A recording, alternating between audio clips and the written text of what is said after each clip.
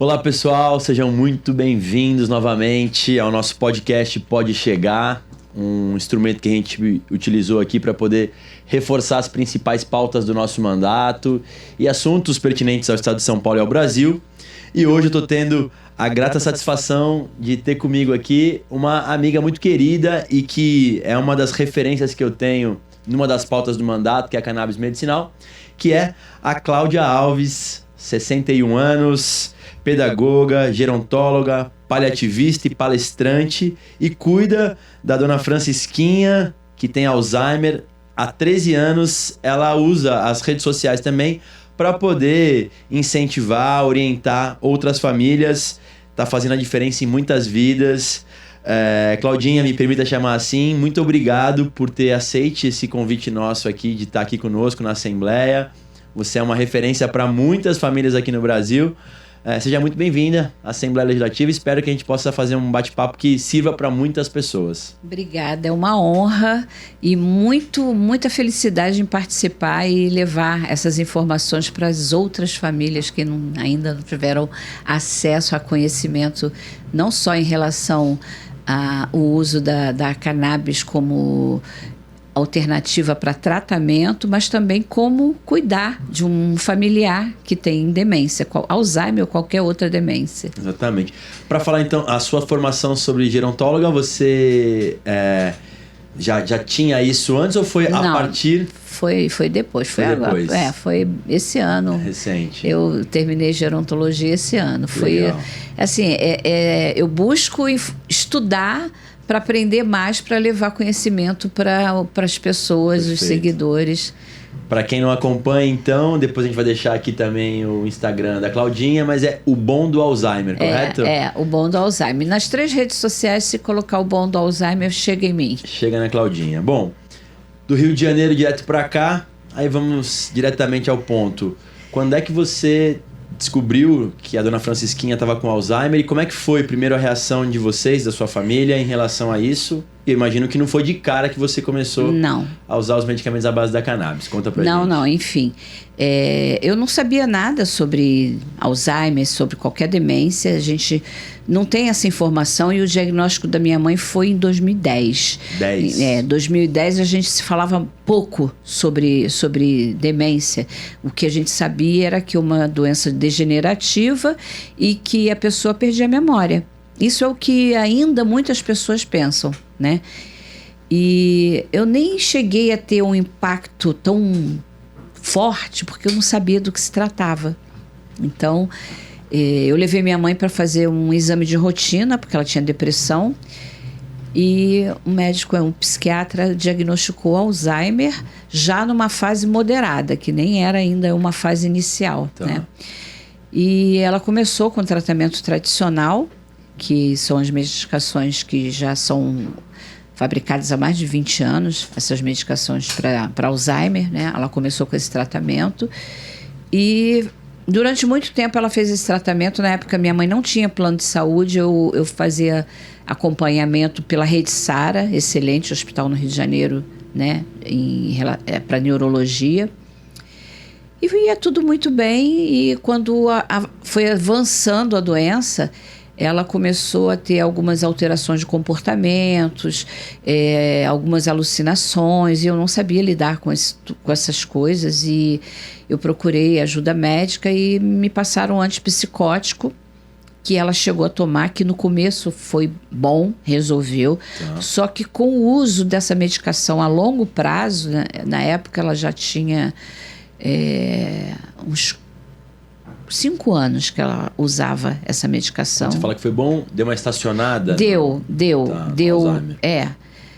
Não estacionada no Alzheimer, não. Os comportamentos melhoraram, a questão do sono, né? Melhoraram as questões das alucinações, enfim, um pouquinho, né? Mas com o uso a longo prazo, Caio, a minha mãe começou a apresentar efeito colateral muito ruim. Ela começou a enrijecer os músculos da perna, ela começou a entortar a coluna E de cara, eu vi que era medicação. Então, eu pesquisei e vi que era aquele antipsicótico que estava fazendo mal para ela. Na época, era Páscoa. Então, como ela fazia tratamento com rede pública, a gente não tinha acesso a médico para relatar o que estava acontecendo. Então, não façam isso, mas eu, por minha conta, suspendi a medicação. E em 3 dias, ela ficou ereta. Voltou. Tá. Voltou a andar normalmente. E aí eu comecei a buscar alternativas. Foi que, de repente, passou um vídeo para mim do Curando Ivo. Quando eu vi aquele vídeo... Do Felipe Suzin? Exatamente. Que legal. Quando eu vi o vídeo do Felipe, do Ivo, da mãe dele... Aquele vídeo do Ivo, acho que todo mundo assistiu, hein? Forte demais. E foi muito bom, porque aquilo ali... levantou uma bandeira que a gente não conhecia, né? Porque até então eu conhecia o tratamento com cannabis para quem tinha autismo, para quem tinha epilepsia, né? Eu não sabia que funcionava com Alzheimer. Quando eu vi, eu falei, eu quero essa vida para minha mãe, né? E aí eu procurei um médico que era referência nessa prescrição, nesses cuidados. Ele já prescrevia muito para autistas. Lá no Rio mesmo? No Rio. Dr. Eduardo, procurei ele. E ele falou, sim, ela vai melhorar com a cannabis, vai melhorar, vai ser muito bom para ela. E ele prescreveu, né? Isso tem... Quanto tempo isso, Claudinha? Quase uns 5 anos. 5 anos. Mais ou menos. Era caro. Na época era caro, mas eu corria a gente falou atrás. nos bastidores aqui, né? O medicamento melhorou o acesso hoje. Hoje está muito mais fácil. Está mais fácil. Ainda é um medicamento com custo mediano, mas assim, em comparação a esse período que você falou, uma diferença já bastante grande. E aí me conta, Claudinha, como é que foi, assim, quando você começou a usar o medicamento nela, você já percebeu rapidamente uma mudança? Sim.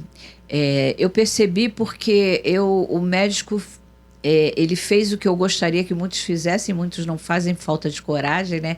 Ele fez o desmame das outras medicações. Uma eu já tinha feito por minha conta. Por vontade própria, assim, por perceber também. Um outro... o próprio médico dela, lá da Rede Sara, já tinha retirado porque na altura do desenvolvimento da doença dela não fazia mais efeito. Então, ela só estava usando um. E ela não tem outras patologias, né? E aí ele falou, vamos tirar tudo, vamos deixar só cannabis. E começou pouquinho e foi aumentando aos pouquinhos. E eu comecei a perceber uma mudança incrível, não só no apetite, mas no sono, no humor, na concentração. É muito importante isso, né? Porque ela ainda estava numa fase que dava para fazer muitos estímulos. E a concentração é um dos problemas que a pessoa com demência tem. É lógico que eu não posso dizer que para sempre vai ficar assim, porque é uma doença degenerativa e ela vai evoluir. Mesmo usando cannabis, ela vai evoluir. Só que eu consegui uma qualidade de vida para ela por um longo tempo. Que nenhum outro medicamento te dava também. Nenhum medicamento me dava. Principalmente no que é mais perturbador para as famílias, que é o sono e o humor. O sono tem dificuldade para dormir, é isso? Sim, eles acordam de madrugada, né? E a minha mãe dorme a noite inteira. A mamãe já está na fase avançada e ela dorme a noite inteira há muito tempo. Eu acompanho vocês duas pela internet, eu vejo ela também falando com você, sorrindo. E aí, Claudinha, como é que foi na sua família, quando você falou que ia fazer a mudança, foi muito tranquilo também? Ou alguém falou, Claudinha do céu, você está usando um medicamento à base da cannabis, foi tranquilo? Não, minha família é tranquila. Que bom. Tranquilo. Não tem preconceito, né? Isso aí. É uma família de professores, né? Então, assim, são pessoas que... E me conta uma coisa aí, Claudinha. Para você, depois de você começar a usar na sua mãe, você percebeu que aquilo fazia muito bem a ela. E quando é que te despertou para você poder compartilhar isso com outras pessoas? Quem é que foi também o Curando Ivo que você teve como referência? Não. Foi na época daquela PL, logo no início, que a Anvisa estava querendo impedir que abrace. Tá.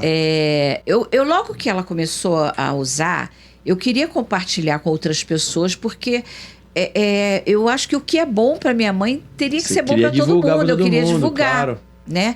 Mas o que viralizou mesmo foi o vídeo que eu fiz com ela, pedindo para as pessoas compartilharem, para não acontecer, não impedir que a Abrace continuasse, fosse à frente, impedindo a Abrace de fabricar, né? De fazer o remédio. Então esse vídeo viralizou e aí pronto, aí todo mundo queria o remédio da Francisquinha, porque as pessoas olham a minha mãe nos vídeos e querem para si o que elas veem, né? Eu quero minha mãe assim, sorrindo, cantando, feliz. É lógico que isso já tem muito tempo, a mamãe já está com quase 13 anos de doença, né? Então hoje ela está com uma afasia bem importante, né? Ela já não tem mais contexto na fala e não tem como. Eu falo que assim, quando a gente faz um tratamento e faz muitos estímulos, a doença avança, mas ela avança assim, lento, sabe? Quando é como se você estivesse descendo uma ladeira com freio de mão puxado, que vai descendo devagarinho, mas vai descer. Claro, né? Mas e todo momento que você conseguiu compartilhar com ela ao longo desse tempo, que talvez você não teria se estivesse continuando com o uso daqueles medicamentos iniciais lá, né? Não teria. Eu nem sei como seria, né? Sim. Porque só dela ficar torta, como seria depois, né? Ela provavelmente não andaria mais, poderia estar acamada e...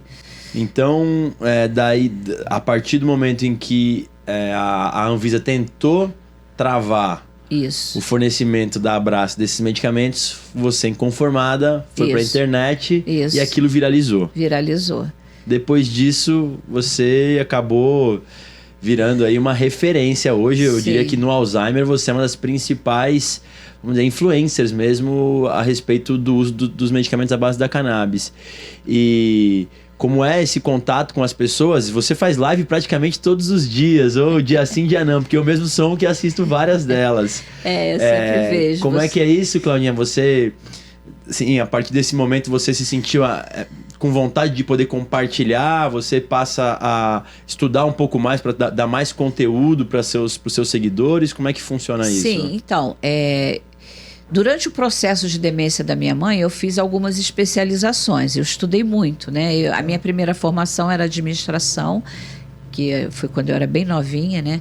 E depois que ela teve o diagnóstico de Alzheimer, eu tive vontade de voltar a estudar, porque a minha vida parou, né, Caio?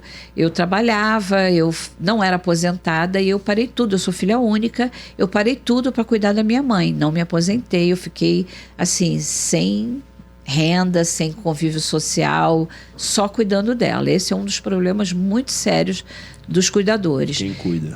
Então eu fiz faculdade de pedagogia, depois eu fiz uma pós-graduação em autismo, e aí fui me aprofundando, cuidados paliativos, comunicação não verbal, e tudo isso eu aplicava com a minha mãe e dava muito certo. E a partir daquele momento eu continuei passando informações, conhecimento nas redes sociais, e as pessoas me pediam muito para criar um livro, para fazer apostila, para fazer um curso. Um curso online. Um curso. Foi aí que eu fiz um curso. Isso foi em 2020. Nós lançamos o Método Love Care. Isso aí. Exatamente. Foi aí que lançamos um curso que é muito didático, com uma linguagem muito acessível, coisa de pedagoga mesmo, tudo muito ordenadinho, desde o diagnóstico, o que você vai fazer, desde o momento que você tem o diagnóstico até a fase final. E eu falo de tudo, não falo só de comportamento, não falo só de estímulos, eu falo do dia a dia, da prática, de quem cuida, porque eu cuido, né? É muito diferente quando você ouve de um profissional da área de saúde como fazer, e é diferente de quem faz, né? Fala na mão na massa mesmo. A mão na massa, porque eu cuido. Sou eu que dou remédio, não tem que dou uma banho. Cuidadora, outra, é você não, direto com ela. Hoje eu tenho. Tá. Hoje eu tenho. Eu cuidei sozinha durante 10 anos, mas quando eu fiz 60 anos, meus filhos me balançaram. Mamãe, você tem que se cuidar, você vai adoecer. E apesar de eu já estar numa fase mais leve, de cuidar mais tranquilo, porque eu já tinha aprendido muito, eu já estava ensinando pessoas a cuidar, mas a gente acaba não se cuidando, né? Isso é uma realidade de todas as cuidadoras. A gente acaba não olhando pra gente. E aí eu comecei a me cuidar. Quem cuida do cuidador, né? Aquela velha quem cuida? pergunta. Ninguém cuida do cuidador. Ninguém cuida. A gente tem que despertar e pensar, eu vou adoecer. E você fala sobre isso também no seu curso? Falo, autocuidado, eu tenho meu perfil pessoal, que eu falo, mostro meu autocuidado, que eu danço balé, eu faço sapateado, eu nado, eu faço meus exercícios, eu faço meus cursos, estudo, porque não é só alimentação e exercício físico, tem muitas outras coisas envolvidas no autocuidado, né? E eu tento mostrar também isso para as pessoas, da importância do autocuidado. Claudinha, um dos tabus aqui, você sabe que a gente conseguiu emplacar aqui a lei que inclui a cannabis no SUS aqui em São Paulo, estamos em fase de regulamentação. E dentre os desafios que nós temos é a ampliação das patologias. Alzheimer e Parkinson, que tem recorrência nos idosos, é uma das lutas que nós temos. E tem algumas pessoas ainda que, por preconceito ou falta de informação, porque cannabis não faz bem para os idosos. Você consegue contrapor isso assim, de bate-pronto, facilmente? Com certeza. Eu vejo melhor. Olha, eu vou te contar um episódio muito importante. Em relação ao despreparo da rede pública e privada, receber uma pessoa idosa com demência num pronto-socorro, na emergência. Tá. A minha mãe teve uma infecção urinária e eu fui com ela para o pronto-socorro. Ninguém sabia atender a minha mãe. Ninguém tem preparo. E aí a minha mãe precisou fazer uma ressonância.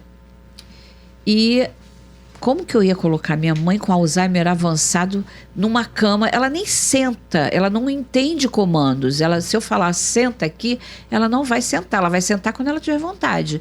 Então ela não entende nenhum comando. Como que eu ia colocar minha mãe dentro de um tubo? Colocar deitada numa maca, prender a minha mãe sem que ela tivesse uma alteração de comportamento ali. Todo mundo saiu da sala. Fiquei sozinha, não tinha ninguém para conter minha mãe. Eu dei cannabis para ela. Eu dei uma dose maior de cannabis para ela acalmar e ela ficou calma, fez o exame e saiu da sala andando. Aí ficou na maca, voltou, deitou na cama e aí eu pedi um exame de urina, porque ainda não tinha certo que era uma infecção de urina. Eu falei, eu quero que faça um exame de urina. E ninguém tinha coragem de chegar perto dela para colocar sonda. Eles deram uma medicação que não se usa mais, eu já falei com o médico dela, eles deram uma medicação que não se usa mais, Aldol com Fenergan, e a minha mãe ficou dopada de um jeito que quando ela teve que sair, ela não ficava em pé e não derrubou, sabe? Sim, foi uma coisa assim incrível. Eu consegui com cannabis o que eles não conseguiram com uma droga forte. Que deixou minha mãe sem conseguir ficar em pé. Quando eu fui botar ela na cadeira de roda para voltar para o carro, para ir embora, a minha mãe, a perna dela parecia uma boneca, sabe, boneco de pano? A perninha dela ficava assim, sem nenhuma força para nada. Gente, e o cannabis é que faz mal? A minha mãe saiu de uma sala andando e para fazer um exame de urina, ela ficou igual uma boneca, porque doparam de uma forma que ela não conseguia. Perfeito. Então, como que faz mal? Sim. E Claudinha, uma das características, talvez a principal, que a gente que é menos que a gente não se aprofunda tanto pelo Alzheimer, é a falta de memória. Sim. A cannabis, por muitas vezes também, as pessoas enxergam que quem faz o uso, tem esquecimentos e tal. Isso em relação ao Alzheimer não potencializa em nada? Não, muito pelo contrário. Porque assim, o Alzheimer não é só a falta de memória. O Alzheimer afeta a cognição, que está envolvida a memória, a concentração, a atenção, vários outros aspectos. E em relação à concentração e à atenção, a cannabis ajuda. porque faz com que ela se concentre. E com isso também a concentração vem, Exatamente. Eventualmente até a questão da memória, por exemplo, melhora, né? Ou permite que a pessoa tenha melhores condições de vida. Você falou da insônia.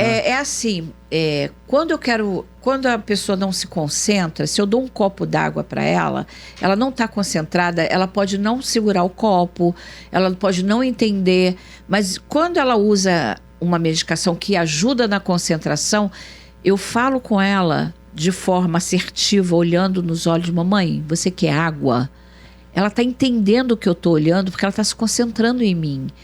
E uma pessoa que não tem concentração vai ficar, vai ficar, sabe? Perfeito. E isso ajudou com que ela tivesse mais centrada e preservou por mais tempo as habilidades. Sabe? A minha mãe ainda come com a mão dela, ainda segura um copo de água e leva à boca e bebe. Lógico que a gente fica prestando atenção, né? Claro. Mas ela faz isso e ela está numa fase avançada da doença. Claro. Claudinha, aqui, como eu disse, a gente está numa fase de regulamentação da lei. Entrou algumas síndromes raras, Dravet, Lennox-Gastaut, esclerose tuberosa, e as nossas lutas são para inclusão de novas patologias. Vamos entrar com dor crônica logo na sequência dessa primeira fase. Alzheimer e Parkinson, eles aqui em São Paulo, e acho que isso não vai ser diferente em outros estados do Brasil, falam muito em estudos randomizados, duplos cegos, que permitam que eles tenham segurança na distribuição desses medicamentos. Você entende que é um exagero ou que eles já existem e que falta boa vontade de uma parte da medicina em reconhecer que esses medicamentos podem substituir tantos outros? Qual o motivo você pensa que, ainda que a gente esteja avançando, ainda tenham tantas exigências para tudo que trata a respeito da cannabis medicinal? Falta de conhecimento e boa vontade de ver, porque as pessoas estão ali, tem o meu canal que mostra minha mãe, tem a Rebeca que mostra a Paulinha, né, que só usa cannabis, tem outras pessoas. Agora tem o preconceito, né, que é difícil de quebrar, é difícil, né, tem que ter uma conscientização e boa vontade, gente, boa vontade. Eu acho que aumenta a boa vontade quando acontece a necessidade com a própria pessoa. Essa é uma questão que eu sempre falo muito, assim. Sabe que aqui na Assembleia eu passei a conseguir ter mais avanços no meu projeto aqui quando o pai do então presidente da Assembleia, eu acompanhei, por conta... eu cheguei a falar para você, né? Do Alzheimer, ele passou a utilizar. Depois de aprovado aqui na Assembleia, o governador Tarcísio, ao sancionar, também citou que o sobrinho dele tem síndrome de Dravet. E que também, por conta disso, ele reconhecia o quanto esses medicamentos faziam bem.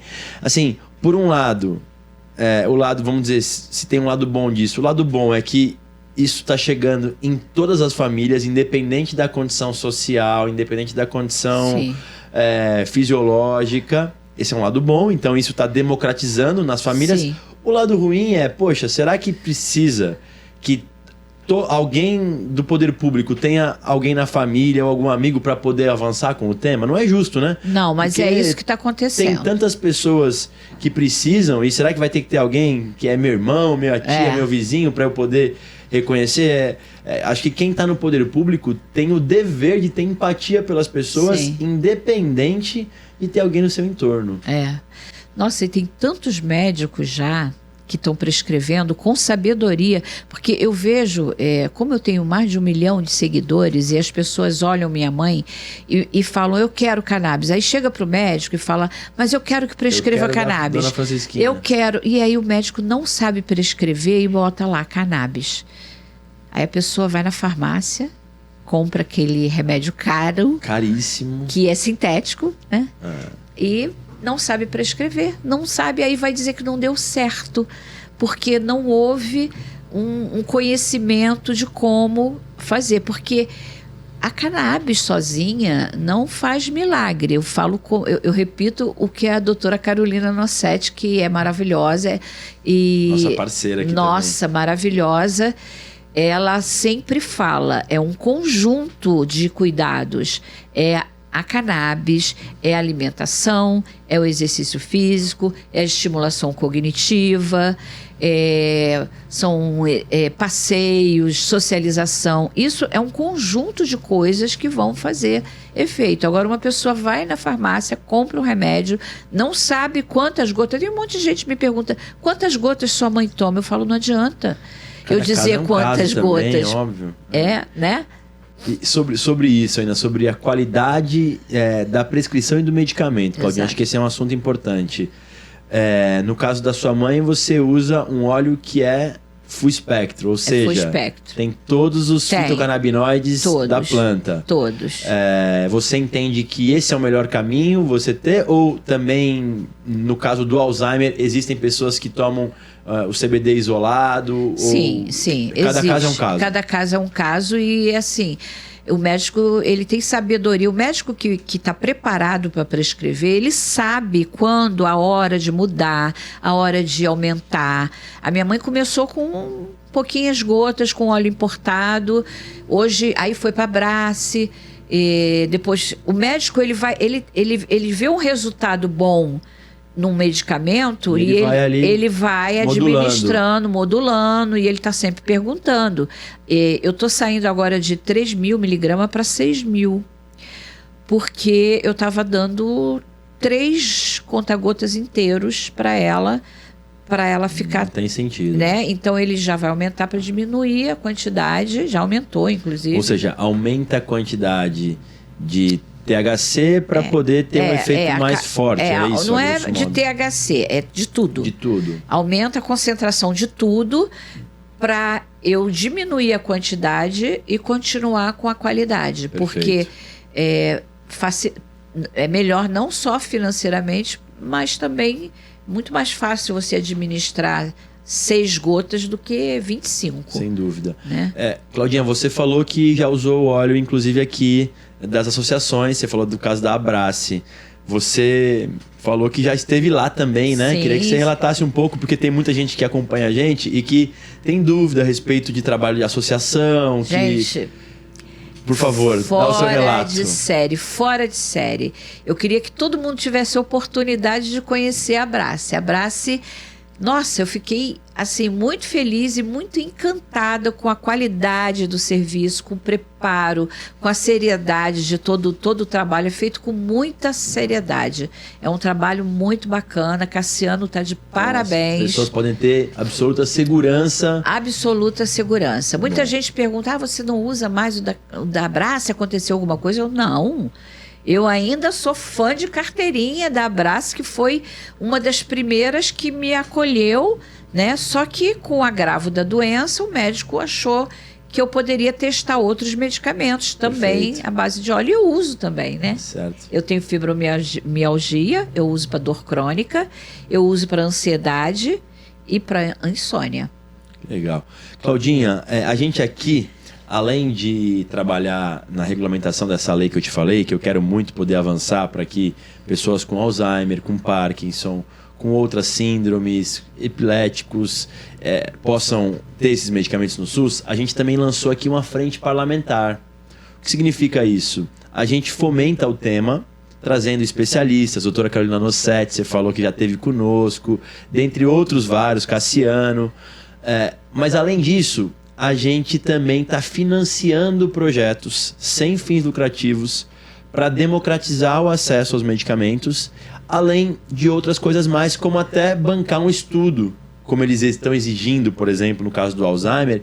Então eu queria que você me ajudasse aqui a reforçar isso. Qualquer associação que preste serviço aqui no estado de São Paulo, ou mesmo uma universidade, ou até uma prefeitura que queira adentrar nessa temática, a gente está disponibilizando R$500 mil através de um edital de emendas para que as pessoas possam acessar. Queria que você pudesse também falar a esse respeito, porque você não deixa de ser... você está prestando um serviço ali no teu Instagram quando você democratiza as tuas informações, fala a respeito do Alzheimer. Acho que é importante que outras pessoas possam ter a mesma condição que você tem hoje e até ampliando ainda mais a esse assunto? Sim, eu vi essa postagem sua, eu compartilhei com alguns médicos que eu conheço, algumas associações. É importante levar, né? Porque eles precisam desse apoio, né? Esse apoio é fundamental para que a coisa seja realmente acessível para todo mundo. Associações que estão começando, porque a Abrace um dia já começou também, pequenininho, e hoje está lá numa estrutura incrível, né? Um laboratório de primeira qualidade, com os melhores equipamentos. Sim, essas associações que estão começando, elas precisam desse apoio. As que eu conheço, eu já compartilhei, né? Se alguém, eu vejo, tá público, né?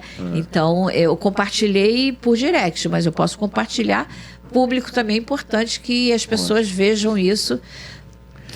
Claudinha, para a gente já poder ir para a fase de encerramento, como é que você imagina que a gente vai estar em relação a cannabis medicinal daqui 5 anos, por exemplo? Você acha que a gente vai estar mais evoluído ou você acha que nós vamos seguir nessa toada devagarzinho, avançando cada passo um passo? Você deve ter conhecimento também de alguns países que já são mais evoluídos, que já tem isso como uma medicina que não é como segunda opção, que é a primeira opção, para não deixar... Você espera que o Brasil possa chegar nesse mesmo nível? Qual que é a sua expectativa? Eu acho, Caio, que vai chegar, né?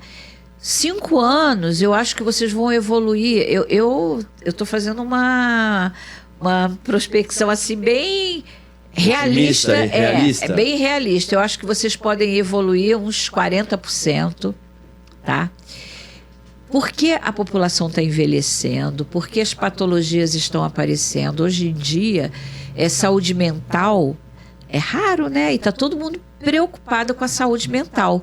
E a cannabis é uma opção importante para a saúde mental das pessoas, embora tenha o preconceito. Eu acho que a gente tem que começar a disponibilizar história da cannabis, por que aconteceu esse preconceito, por que está assim, por que isso tudo virou um tabu sem necessidade, já que há milênios era usado como uma medicação importante, né? Eu sei por quê, mas não é assunto para agora, porque é assunto longo, né? Então, assim, a gente precisa levar esse conhecimento para a população para que eles enxerguem novamente a cannabis como uma medicação, né? E os médicos que tenham humildade de aprender, né? E que seja matéria de faculdade. Isso aí. Sabe? Porque tão importante. O sistema endocannabinoide, né? Exatamente. Nós temos o sistema endocannabinoide. Por que não é estudado isso? Ô, Claudinho, o que eu costumo dizer é o seguinte: é claro que eu não quero que os médicos prescrevam. Quem vai definir isso são os próprios médicos, mas ele tem que ter a opção de prescrever, ele tem que conhecer o assunto para poder entender se aquele paciente tem condição ou não de receber aquele medicamento. Ninguém pode também, não, eu quero esse. Não, quem vai decidir isso é o médico. Agora, na medida em que o médico desconhece, aí o paciente ele acaba perdendo uma oportunidade de repente ter a mesma condição que a dona Francisquinha teve. Bom, acho que diante disso eu quero te agradecer aqui pela gentileza, que você leve um abração para dona Francisquinha, que ela consiga seguir em frente aí nessa luta para ajudar, além de tudo, não só pela vida dela, mas pela vida de tantas outras pessoas que vocês já ajudaram a influenciar positivamente, trazendo informação de qualidade e que você possa voltar outras vezes aqui para São Paulo, você que é do Rio de Janeiro, fazer essa ponte aérea rapidinho. Falei para você que nós estamos precisando de alguém lá na Assembleia Legislativa do Rio também para levar essa pauta de forma forte, de forma séria, de forma responsável. E eu sei que você tem muitas boas referências aí. Muito obrigado pela gentileza de estar aqui com a gente. Eu estou à disposição, se você precisar, pode me chamar, vai lá, procura fulano que eu vou. Eu vou, é só falar, porque essa é uma bandeira que eu quero levantar e quero que dê tudo certo, que eu queria que daqui a 5 anos você tivesse 80% resolvidos, se não 100, né? Eu espero que sim. Eu espero que o governo federal também cumpra a sua parte. Acho que tem muita coisa a evoluir na Anvisa, para que mais medicamentos...